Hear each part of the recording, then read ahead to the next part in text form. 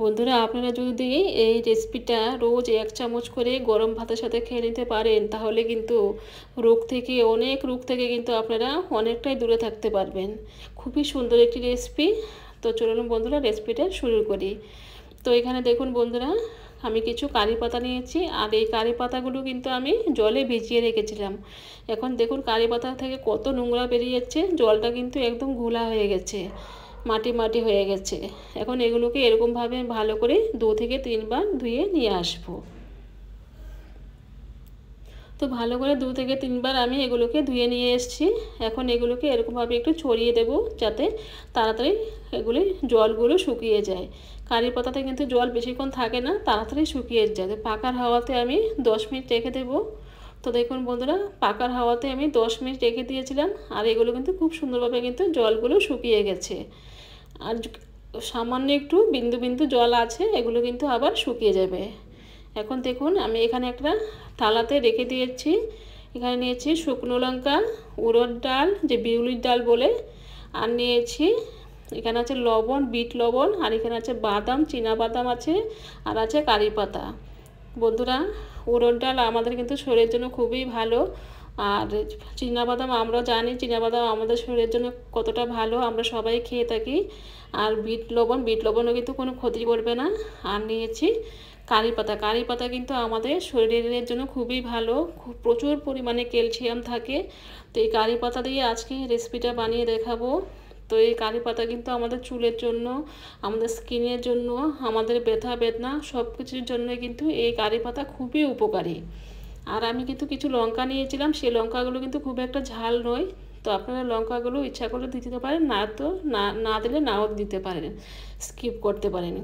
তো লঙ্কাটা দিলে একটু খেতে ভালো লাগবে, তাই দিলাম। তো দেখুন এখন কারি পাতাগুলো আমি এরকমভাবে একটু ছাড়িয়ে নেব। তো এরকমভাবে হাতে টান দিলেই কিন্তু এগুলি সুন্দরভাবে বেরিয়ে আসছে। তো দেখুন সবগুলো কিন্তু আমি ছাড়িয়ে নিয়েছি।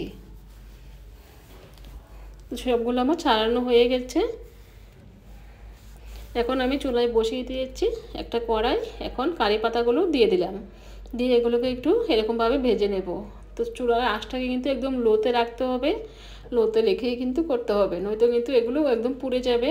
এখন আমি একটু সামান্য একটু তেল দিয়ে দিলাম, তেলটা দিলে কিন্তু খুব সুন্দরভাবে ভাজা হয়ে যাবে আর ক্রিস্পিও হবে। তো এরকমভাবে কিন্তু বন্ধুরা একটু সময় নিয়ে এগুলোকে একটু আস্তে আস্তে ভাজতে হবে, খুব একটা সময় লাগবে না, 10 মিনিটের মধ্যে কিন্তু এগুলো ভাজা হয়ে যাবে। তো দেখুন এগুলো কিন্তু খুব সুন্দরভাবে ভাজা হয়ে গেছে। এখন এগুলোকে নামিয়ে নেব।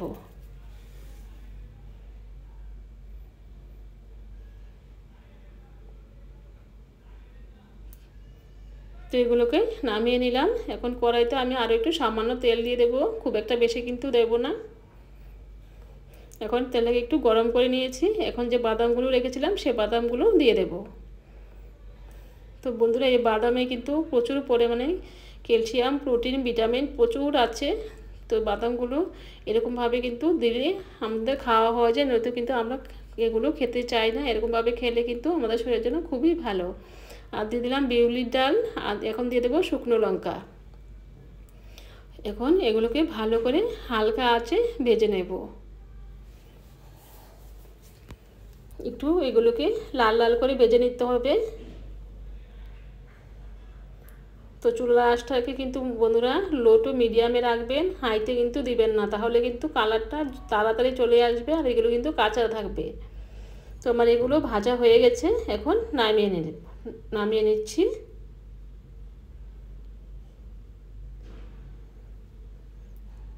এখন দিয়ে দেব কিছু রসুন। এই রসুনগুলোকে ভেজে নেব। রসুন কিন্তু আমরা কোনো ব্যথা, শরীরে ব্যথা হলে, কোমরে ব্যথা হলে, হাঁটুতে ব্যথা হলে আমরা কিন্তু এই রসুনের তেল বানিয়ে আমরা কিন্তু মালিশ করি।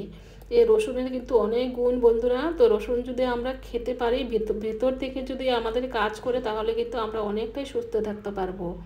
তো এই রসুনগুলো কিন্তু একটু এরকমভাবে একটু সামান্য একটু তেল দিয়ে ভেজে নিয়েছি। এখন সবগুলো নামিয়ে নিলাম। এখন এগুলোকে একটা থালাতে সবগুলো নিয়ে নিয়েছি। এখন এগুলোকে একটু ছড়িয়ে দেব, একটু ঠান্ডা করে নেব।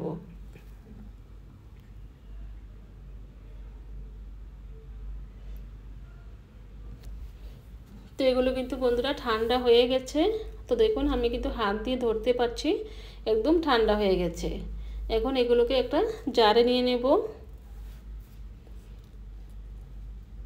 তো সবগুলো কিন্তু একসাথে হবে না, তো আমি অল্প অল্প করে এগুলোকে একটা পাউডার বানিয়ে নেব। তো আমি কিছু দিয়ে দিলাম, এখন এগুলোকে একটা পাউডার বানিয়ে নিয়ে আসব।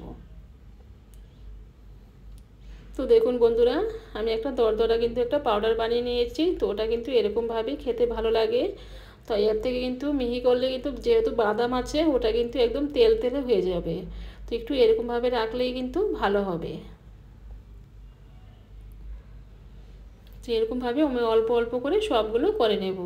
তো বন্ধুরা, ঘরে যদি বয়স্ক মানুষ থাকে, যে তারা তো এরকমভাবে খেতে পারবে না, হয়তো দাঁত না থাকলে বা গলাতে আটকাতে পারে, তো ওদেরকে কিন্তু একটু এরকমভাবে 1 চামচ নিয়ে একটু শিলনোড়াতে বেটে দিলে ওরা কিন্তু খুব সুন্দরভাবে খেয়ে নেবে।